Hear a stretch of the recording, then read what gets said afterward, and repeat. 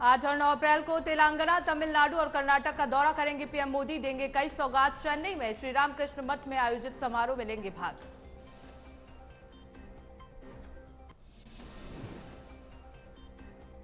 आज यूपी दौरे पर रहेंगे गृह मंत्री अमित शाह। कौशाम्बी में करेंगे जनसभा। आजमगढ़ को देंगे करोड़ों की सौगात।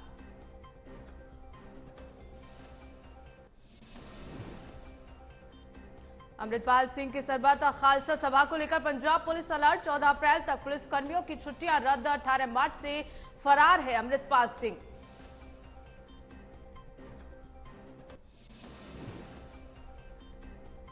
मनीष सिसोदिया ने जेल से लिखी चिट्ठी। कहा, पीएम मोदी विज्ञान की बातें नहीं समझते। प्रधानमंत्री का कम पढ़ा लिखा होना देश के लिए है बेहद खतरनाक।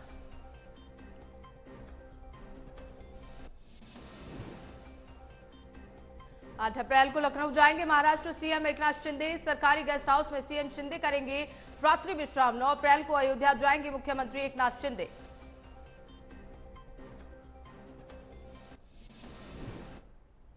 नमस्कार, स्वागत है आप सभी का न्यूज वॉच इंडिया पर। मैं हूं आपके साथ पूनम तांगरे। इसी बीच खबरों का रुख कर लेते हैं। प्रधानमंत्री नरेंद्र मोदी 8 से 9 अप्रैल के बीच चुनावी राज्य कर्नाटक सहित दक्षिण भारत के 3 प्रमुख राज्यों का दौरा करेंगे। इस दौरान वो तेलंगाना में 11,300 करोड़ रुपए की कई परियोजनाओं की आधारशिला रखेंगे। तमिलनाडु में कई परियोजनाओं का उद्घाटन भी किया जाएगा और साथ ही कर्नाटक में कई कार्यक्रमों में शामिल होंगे। प्रधानमंत्री कार्यालय में एक बयान में ये जानकारी दी है। पीएमओ के मुताबिक प्रधानमंत्री 8 अप्रैल को सिकंदराबाद रेलवे स्टेशन से सिकंदराबाद तिरुपति वंदे भारत एक्सप्रेस को हरी झंडी दिखाएंगे और इसके बाद हैदराबाद के परेड ग्राउंड में एक सार्वजनिक समारोह में भाग लेंगे। इस समारोह में वो बीबी नगर अखिल भारतीय आयुर्विज्ञान संस्थान की आधारशिला रखेंगे। साथ ही वो 5 राष्ट्रीय राजमार्ग परियोजनाओं और सिकंदराबाद रेलवे स्टेशन के पुनर्विकास की आधारशिला भी रखेंगे। साथ ही रेलवे से संबंधित कई विकास परियोजनाओं को राष्ट्र को समर्पित करेंगे।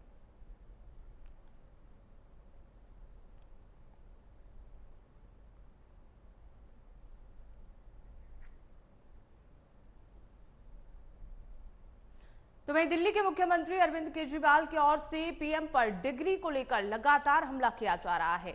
वहीं इस मामले में आप नेता मनीष सिसोदिया की एंट्री हो गई है। जानकारी के अनुसार सिसोदिया ने जेल से देश के नाम चिट्ठी लिखकर पीएम के पढ़े लिखे होने पर सवाल उठाया है। सिसोदिया ने अपनी चिट्ठी में कहा कि प्रधानमंत्री का कम पढ़ा लिखा होना देश के लिए बेहद खतरनाक है। पीएम विज्ञान की बातें नहीं समझते और न ही शिक्षा के महत्व को समझते हैं। पिछले कुछ सालों में 60,000 स्कूल बंद किए गए हैं, लेकिन भारत की तरक्की के लिए पीएम का पढ़ा लिखा होना जरूरी है।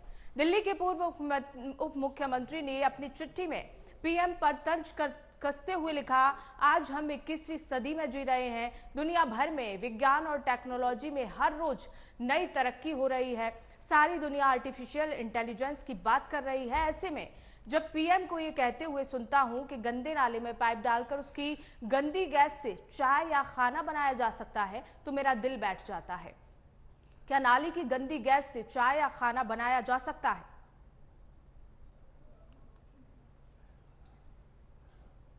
तो पीएम मोदी का पढ़ा लिखा होना जरूरी है, ये सिसोदिया ने कहा है। बता दें कि मनीष सिसोदिया इस वक्त जेल में है और जेल से उन्होंने चिट्ठी लिखी है। मनीष सिसोदिया ने जेल से चिट्ठी लिखी और साथ ही कहा कि एक प्रधानमंत्री इस तरह की बातें कैसे कर सकता है कि नाले की गंदी गैस से, नाले के गंदे पानी से गैस बनाई जा सकती है और उससे चाय भी बनाई जा सकती है।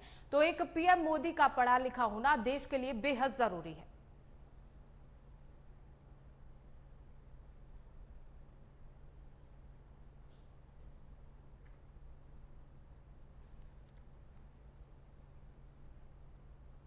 इसी बीच ब्रेकिंग न्यूज का रुख कर लेते हैं। आज यूपी दौरे पर रहेंगे गृह मंत्री अमित शाह। कौशाम्बी में गृह मंत्री अमित शाह करेंगे जनसभा। बड़ी जानकारी, आजमगढ़ को देंगे करोड़ों की सौगात। अरबों की योजनाओं का करेंगे लोकार्पण और शिलान्यास। तो बड़ी जानकारी, आज कौशाम्बी में पहुंचेंगे गृह मंत्री अमित शाह। आजमगढ़ को करोड़ों की सौगात दी जा रही है, तो अरबों की योजनाओं का लोकार्पण और शिलान्यास भी किया जाएगा।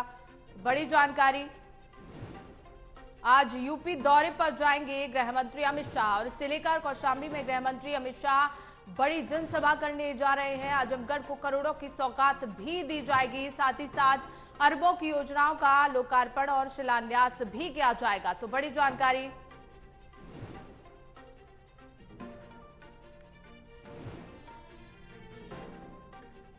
इसी खबर को लेकर हमारे सहयोगी सिद्धार्थ सिंह हमारे साथ फोन लाइन पर जुड़ गए। आइए उनसे जान लेते हैं। सिद्धार्थ, आज यूपी दौरा है गृह मंत्री अमित शाह का, क्या कुछ अपडेट है इसे लेकर? बिल्कुल, आपको बता दें, केंद्रीय गृह मंत्री अमित शाह उत्तर प्रदेश के दौरे पर रहेंगे। कौशाम्बी और आजमगढ़ के दौरे पर रहेंगे। 12 बजे उनका जो आगमन है वो अमौसी एयरपोर्ट लखनऊ में है। 12:35 पर वो कौशाम्बी के शीतला धाम में पहुंचेंगे। उसके बाद कौशाम्बी का महोत्सव का शुभारंभ करेंगे। विकास की परियोजनाओं का लोकार्पण और शिलान्यास करेंगे और लाभार्थियों को जो चेक वितरण कार्यक्रम है उसमें वो शिरकत करेंगे। खेल स्पर्धाओं में जो विजेता है उनके कहीं ना कहीं मेडल वितरण करेंगे और एक जनसभा को भी संबोधित करेंगे। उसके बाद वो 2:45 पर यहाँ पर कार्यक्रम स्थल से प्रस्थान कर जाएंगे और 3:40 पर वो आजमगढ़ जाएंगे। वहाँ पर 3:55 पर ग्राम हरिहरपुर जाएंगे और 4 बजे जो संगीत महाविद्यालय का शिलान्यास एवं पूजन और विकास परियोजनाओं का लोकार्पण और शिलान्यास करेंगे। जी बिल्कुल सिद्धार्थ, गृह मंत्री का आज यूपी में दौरा है और इससे लेकर प्रशासन की ओर से क्या कुछ इंतजाम किए गए हैं? देखिए पूनम, आपको बता दें, जो सुरक्षा व्यवस्था की बात करें, सुरक्षा व्यवस्था चाक चौबंद है। पड़ोसी जिलों से भी फोर्स मंगाई गई है। प्रतापगढ़ से बात कर लें, प्रयागराज से, तो कहीं ना कहीं सुरक्षा व्यवस्था काफी तगड़ी है और लखनऊ से भी लगातार इस पर नजर बनाई जा रही है और दोनों जी बिल्कुल सिद्धार्थ, इसके साथ ही साथ यूपी में क्या क्या सौगात मिलने वाली है लोगों को? देखिए, आपको बता दें, आजमगढ़ की बात करते हैं, आप संगीत का जो महाविद्यालय है वहां पर उसका पूजन करेंगे। तो कहीं ना कहीं ये बड़ी उपलब्धि है उत्तर प्रदेश के लिए, जो इतना बड़ा संगीत महाविद्यालय में। कौशाम्बी की बात कर ले, वहां पर जो कई परियोजनाएं हैं जो उनका लोकार्पण और शिलान्यास करेंगे। कई स्वास्थ्य संबंधित परियोजनाएं हैं, कई ऐसी हैं जो विकास संबंधित है। तो कहीं ना कहीं आज महत्वपूर्ण दिन है उत्तर प्रदेश के लिए। और एक चीज सबसे महत्वपूर्ण ये है, जो जिस महोत्सव जो कौशाम्बी महोत्सव हो रहा है उसमें कहीं ना कहीं 3 दिन जो है वो कुमार विश्वास का प्रोग्राम लगा। ये भी कहीं ना कहीं एक तरीके से जो कुमार विश्वास आ रहे हैं तो इसको लेकर भी कहीं ना कहीं ये जो प्रोग्राम है ये काफी महत्वपूर्ण है। और इसमें जो आयोजन किया गया उसमें कहीं ना कहीं 3 दिन जो है राम को लेकर, जो पुरुषोत्तम राम है उनके बारे में बताएंगे कुमार विश्वास। तो आप देख सकते हैं कहीं ना कहीं अब चुनाव जिस तरीके से 2024 का नजदीक आ रहा है, विकास के साथ साथ जो जनता की नब्ज है उसको लेकर भी बीजेपी पूरी तरीके से तैयार है। और इसको लेकर आप 2024 से जोड़ कर देखा जा रहा है। आज जो अमित शाह का दौरा है उसको लेकर वो कहीं ना कहीं 2024 के चुनाव के साथ जोड़ा जा रहा है। जी बिल्कुल सिद्धार्थ, बहुत बहुत शुक्रिया तमाम जानकारी साझा करने के लिए। इसी बीच रुक करते अगली खबर का। महाराष्ट्र के मुख्यमंत्री एकनाथ शिंदे कल करीब 3000 शिव सैनिकों के साथ अयोध्या जाएंगे। बताया जा रहा है कि उनके साथ महाराष्ट्र कैबिनेट के सहयोगी मंत्री भी मौजूद रहेंगे। मुख्यमंत्री के तौर पर शिंदे की पहली अयोध्या यात्रा होगी। इस यात्रा को लेकर अयोध्या का प्रशासन भी सतर्क हो गया है। अधिकारियों का कहना है कि अयोध्या आने वाले हर शख्स को सुविधाएं प्रदान करना प्राथमिकता है। खासतौर से सीएम एकनाथ शिंदे और वीआईपी को प्रोटोकॉल मुहैया कराया जाएगा।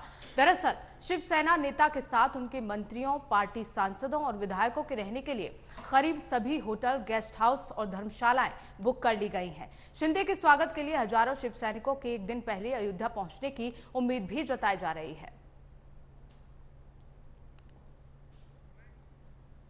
तो 8 अप्रैल को लखनऊ पहुंचेंगे मुख्यमंत्री एकनाथ शिंदे। इससे लेकर तैयारियों का जायजा लिया जा रहा है। 9 अप्रैल को अयोध्या जाएंगे मुख्यमंत्री एकनाथ शिंदे। इससे लेकर वहां जो गेस्ट हाउस हैं, जितने भी होटल्स हैं, उनको बुक कर लिया गया है। भगवान रामलला के दर्शन भी एकनाथ शिंदे कर सकते हैं। महाराष्ट्र कैबिनेट जो तमाम कार्यकर्ता हैं तैयारियों में जुटे हुए हैं।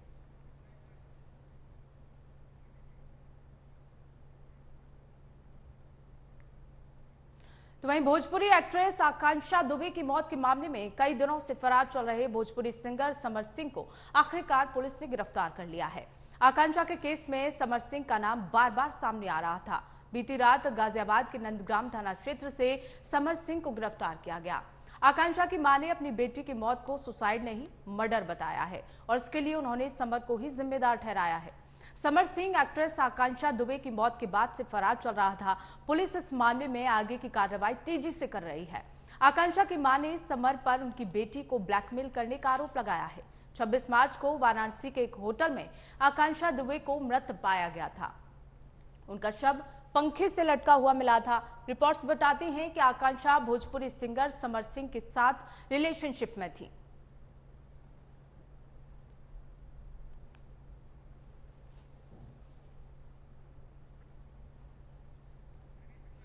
और इसी खबर को लेकर ज्यादा जानकारी के साथ हमारे संवाददाता प्रवीण मिश्रा जुड़ चुके हैं। आइए उनसे जान लेते हैं। प्रवीण, जिस तरह से लगातार 11 दिन आज हो गए आकांक्षा दुबे की सुसाइड को, आत्महत्या को, और उसके बाद समर सिंह की गिरफ्तारी हुई है, क्या कुछ अपडेट है इसको लेकर?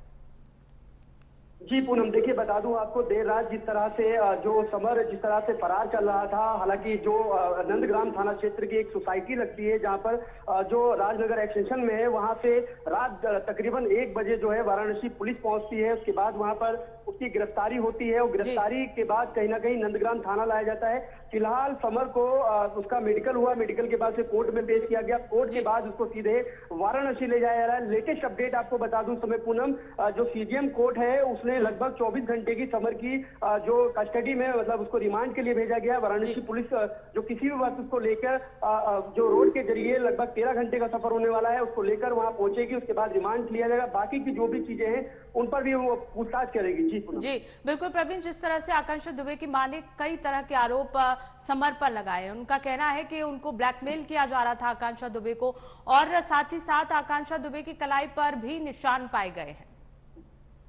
जी बिल्कुल, देखिए उनकी मां की तरफ से जो मधु दुबे है, उनकी तरफ से लगातार इस तरह के आरोप लगाए जा रहे थे कि मेरी बेटी जो है वो इस तरह ये बड़ा कदम नहीं उठा सकती। कहीं ना कहीं जो समर है, समर सिंह और जो संजय यानी संजय सिंह जिसका दूसरे आरोपी का भी नाम आ रहा है, उसकी भी गिरफ्तारी के लिए पुलिस लगातार टीमें गठित की गई है, लगातार उसकी भी गिरफ्तारी का प्रयास किया जा रहा है। लेकिन कहीं ना कहीं जो माँ है वो आश्वस्त नहीं थी कि मेरी बेटी इस तरह का कोई कदम उठाएगी, लेकिन उसको लेकर एक जो पेच फंसा हुआ था, पुलिस उस पूरे मामले में छानबीन कर रही थी। हालांकि जब पोस्टमार्टम रिपोर्ट आई है आकांक्षा दुबे की, तो कहीं ना कहीं उसमें भी एक भूरा केमिकल यानी भूरा केमिकल पाया गया है, जिसकी वजह से उसमें जो पेट में जो चीज निकली है केमिकल, उसको देखा गया है कि आखिर कोई केमिकल है जो उसको खिलाया गया था। उसके बाद ही उसमें वो नशीला पदार्थ होता है। उसके बाद वो जिस तरह से उसका शव मिला उस होटल के अंदर में, वो सब बड़ी बात है। कहीं ना कहीं अब जो है पुलिस जो है इसे रिमांड पर लेकर इसे पूछताछ करेगी, आगे की जो भी पहलू है वो समझ में आएंगे। जी बिल्कुल प्रवीण, कहा यह भी जा रहा था आकांक्षा दुबे की मां की ओर से कि उनकी शिकायत दर्ज नहीं की जा रही थी,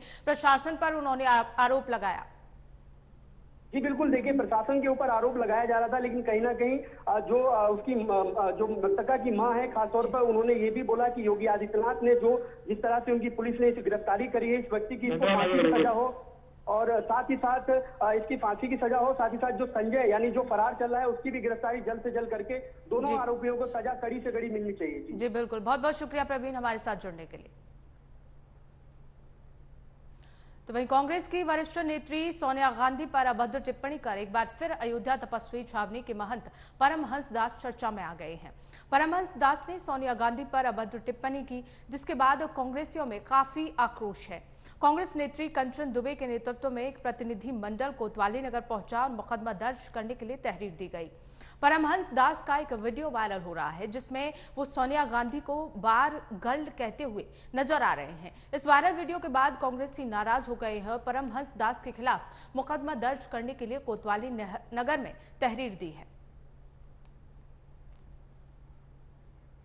इसी बीच एक बड़ी जानकारी का रुख कर लेते बरेली से, जहां अतीक के भाई अशरफ की तबीयत खराब हो गई है। कोर्ट ले जाने की प्रक्रिया के दौरान धड़कनें बढ़ गई हैं। अशरफ का बीपी कम होने की वजह से पुलिस लौट गई है।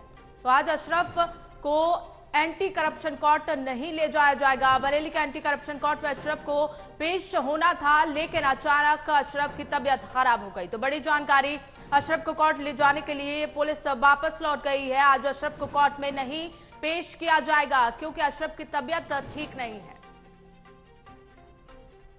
तो अशरफ को कोर्ट ले जाने के लिए पुलिस आई थी, लेकिन वापस लौट गई।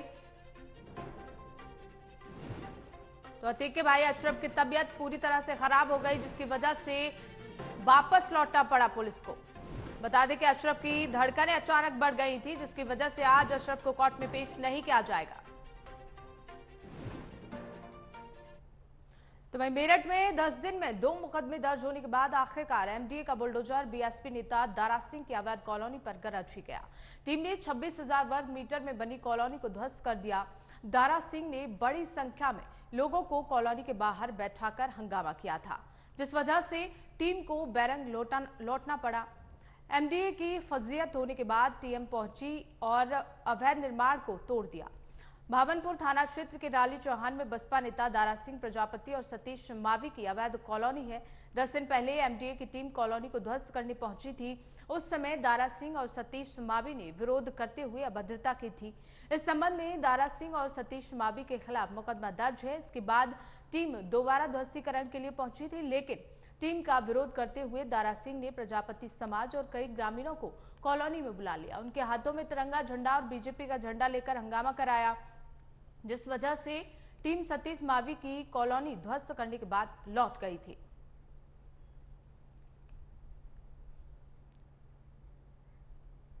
तो 10 दिन में दो मुकदमे दर्ज हुए। उसके बाद बसपा नेता ने ध्वस्तीकरण रोकने की कार्रवाई की। मौके पर बड़ी तादाद में भीड़ इकट्ठी हो गई। बसपा नेता दारा सिंह की कॉलोनी पर बुलडोजर आखिरकार चला दिया गया है। हालांकि भीड़ वहां इकट्ठी हो गई थी, लोगों के हाथों में झंडे भी दिखाई दे रहे थे। हालांकि 10 दिन में 2 मुकदमे दर्ज किए गए। बसपा नेता ने ध्वस्तीकरण रोकने की पूरी कोशिश की थी, लेकिन ध्वस्तीकरण नहीं रोका गया और बुलडोजर चलाया गया अवैध कॉलोनी पर। इसे लेकर काफी भीड़ वहां जुटी हुई थी ताकि जो कार्रवाई है उसे रोका जाए, ध्वस्तीकरण की कार्रवाई को रोका जा सके, लेकिन ऐसा नहीं हुआ। प्रशासन ने अवैध कॉलोनी पर अपना बुलडोजर चला दिया।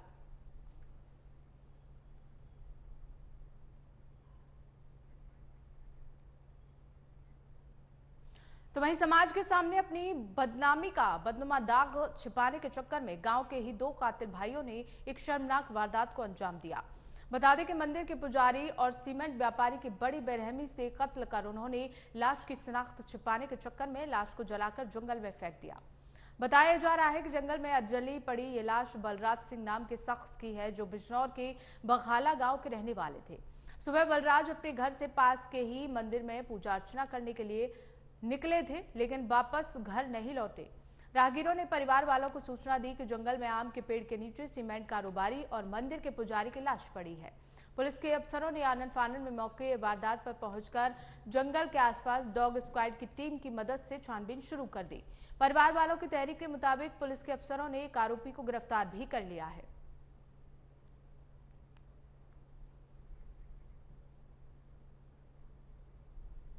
इसी बीच ब्रेकिंग न्यूज का रुख कर लेते हैं बहराइच से, जहां ट्रक और बाइक की जोरदार टक्कर हो गई। हादसे में 3 लोगों की दर्दनाक मौत। सूचना के बाद मौके पर पहुंची पुलिस शव को कब्जे में लेकर पोस्टमार्टम के लिए भेजा गया। हादसे पर सीएम योगी ने भी दुख जताया है। तो ट्रक और बाइक की जोरदार टक्कर में 3 लोगों की दर्दनाक मौत हो गई। सूचना के बाद मौके पर पुलिस पहुंची, शवों को पोस्टमार्टम के लिए भेज दिया गया है। इस पूरे मामले को लेकर मुख्यमंत्री योगी आदित्यनाथ ने दुख जताया है। घटना बहराइच की है, जहां दर्दनाक हादसा हुआ। ट्रक और बाइक की जोरदार टक्कर में 3 लोगों की जान चली गई। तो बहराइच में ट्रक और टक्कर में दर्दनाक हादसा, शव को कब्जे में लेकर पोस्टमार्टम के लिए भेज दिया गया है। हालांकि 3 लोगों की जान इस हादसे में चली गई है। इस पूरे मामले को लेकर मुख्यमंत्री योगी आदित्यनाथ ने घटना पर दुख जताया है। बहराइच की पूरी घटना है, जहां ट्रक और बाइक की जोरदार टक्कर हो गई। इस हादसे में 3 लोगों की दर्दनाक मौत हो गई। सूचना के बाद मौके पर पहुंची पुलिस ने शवों को पोस्टमार्टम के लिए भेज दिया है। इस पूरे मामले को लेकर मुख्यमंत्री योगी आदित्यनाथ ने दुख व्यक्त किया है।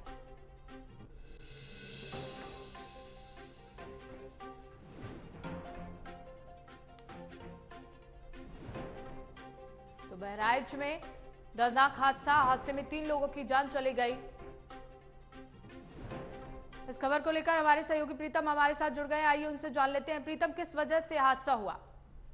जी बिल्कुल, मैं आपको बता दूं कि बहराइच और ट्रक और ये जो है बाइक सवार जो युवक 3 जो है ये मौके पर इनकी मौत हो गई। ये सीतापुर मार्ग बताया जा रहा है, जहाँ मानपुरा गांव के पास ये घटना हुई, जहाँ बाइक और ट्रक की जोरदार टक्कर हुई। और इसमें जो 3 सवार युवक थे वो मौके पर तुरंत मौत हो गई। मौके पर पुलिस ने पहुंचकर पोस्टमार्टम के लिए शव को भेज दिया। हालांकि घटना जिस तरीके से वो हुई है, तो ये रात की घटना है, करीबन 10:30 बजे जो जब भिड़ंत हुई, तो उस वक्त जो है इतना भयानक भिड़ंत थी कि उसमें तीनों तत्काल उसी पर मर गए। जी जी प्रीतम, प्रशासन का क्या कहना है इस हादसे को लेकर? जी जी जी बिल्कुल प्रीतम, प्रशासन का क्या कहना है इस हादसे को लेकर? देखिए रात में जो है इस मामले पर दुख जताया है और परिजनों को जो है राहत मिले देने की बात कही है। फिलहाल पुलिस ने मृतकों के जो है पोस्टमार्टम के लिए शव भेजा गया है, तो पूरे मामले की जांच होगी। जी बिल्कुल, बहुत बहुत शुक्रिया प्रीतम हमारे साथ जुड़ने के लिए। तो वहीं बहराइच सीतापुर मार्ग पर मनपुरवा गांव के पास रात को बाइक और ट्रक की टक्कर हो गई। हादसे में बाइक सवार तीनों युवकों की मौके पर ही मौत हो गई। सूचना पाकर पहुंची पुलिस ने शव को पोस्टमार्टम के लिए भेज दिया है। अभी किसी भी मृतक की पहचान नहीं हो सकी है।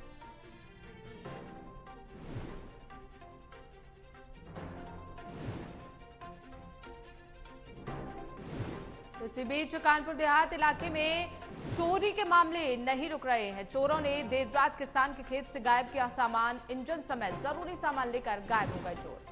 तो कानपुर देहात की पूरी घटना है, जहां गेहूं काटकर रात में खेत से घर गया था किसान की सूचना के बाद भी पुलिस नहीं पहुंची। पूरा मामला रूरा थाना क्षेत्र के भुलनीपुरवा गांव का बताया जा रहा है। तो किसान की सूचना के बाद भी पुलिस मदद के लिए नहीं पहुंची। रूरा थाना क्षेत्र की ये पूरी घटना बताई जा रही है। इलाके में चोरी के मामले नहीं थम रहे हैं। चोरों ने देर रात किसानों के खेत से सामान गायब कर दिया, इंजन समेत जरूरी सामान लेकर चोर फरार हो गए।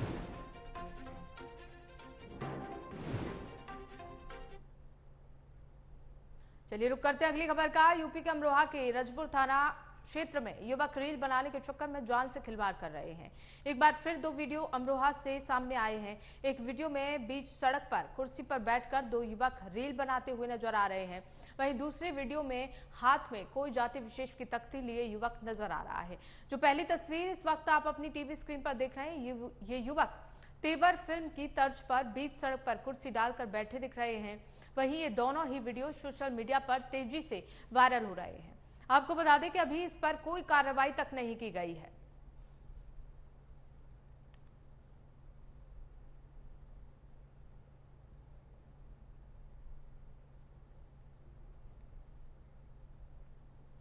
तो वहीं सिद्धार्थनगर में एक अजीबोगरीब मामला सामने आया है, जहां एक जिंदा विधवा महिला को कागजों में मरा घोषित कर दिया गया। पीड़ित महिला अपने जिंदा होने के सबूत लेकर अधिकारियों के यहां चक्कर लगा रही है। मामला लोटन ब्लॉक के नेतवर गांव का है, जहां की रहने वाली विधवा महिला ज्ञानमती को मृत घोषित कर दिया गया है और उसका विधवा पेंशन भी बंद कर दिया गया। ज्ञानमती बाकायदा अपने घर पर बोर्ड लगाकर जिंदा होने की गवाही दे रही है। आरोप है कि लोटन ब्लॉक के वीडियो और ग्राम पंचायत अधिकारियों ने ग्राम प्रधान के कहने पर उसे मृत बना दिया और उसकी पेंशन को बंद कर दिया, जिससे उसके सामने रोटी का संकट पैदा हो गया। इसकी शिकायत वो समाधान दिवस में कर चुकी है। वहीं जिलाधिकारी संजीव रंजन का कहना है कि सत्यापन में चूक होगी, मामले की संज्ञान लिया जाएगा, इसकी जांच की जाएगी। अगर किसी की भी कमी सामने आती है तो उसके ऊपर कार्रवाई भी की जाएगी।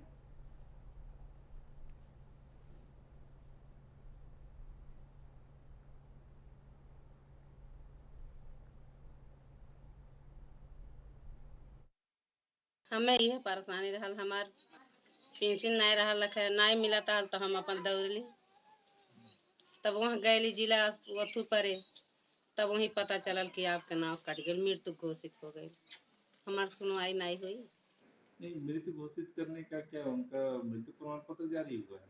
जी, उसका नाम पेंशन से कट गया है और उसको मृत घोषित कर दिया गया। पेंशन में जो नाम कटता है वो उसका हो सकता है कि जो आधार पर आइडेंटिफिकेशन हो रहा होगा उसमें कहीं पर मिस किया होगा, कहीं पे मतलब उसका नहीं मिल पाया होगा या सूचना मिली होगी, उस आधार पर हुआ। मुझे नहीं लगता है कि कोई सरकारी कागजात में कोई मृत किया गया होगा। लेकिन अगर आप बता रहे हैं तो हम इसकी चाहते हैं जांच कराने से जो चीज़ है उसको सही कराएंगे, और अगर किसी ने जानबूझकर कोई गलत काम है।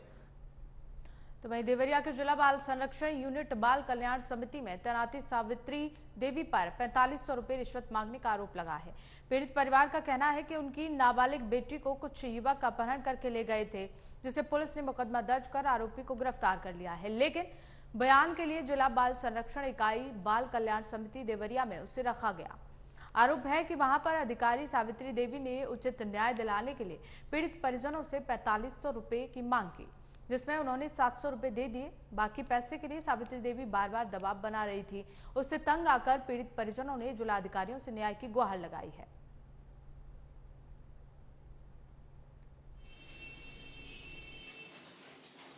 जी सर, मैं नंदलाल निषाद, ग्राम कतराड़ी, पोस्ट कतराड़ी का रहने वाला हूँ, जिला देवरिया का।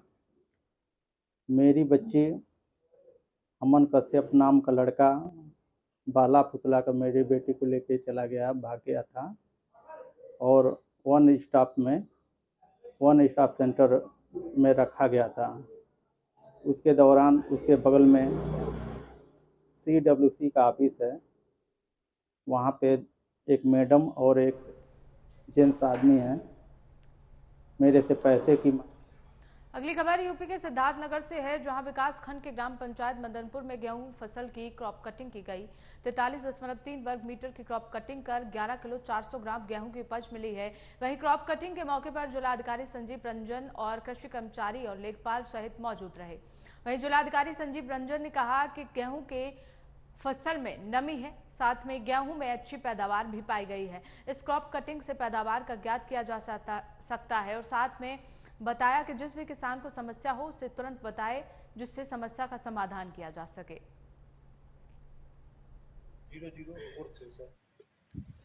क्रॉप कटिंग का उद्देश्य ये होता है कि हम लोग उत्पादकता इससे निर्धारित करते हैं कि क्षेत्र में कितनी उत्पादकता हुई है, और ये राजस्व विभाग का खरीफ और रबी दोनों का हमेशा कराया जाता है, ताकि किसानों को ये सुनिश्चित किया जा सके कि उनके उत्पादकता क्या रही है। अगर कोई कमी रहती है तो उसके हिसाब से फिर आगे कार्रवाई की जाती है।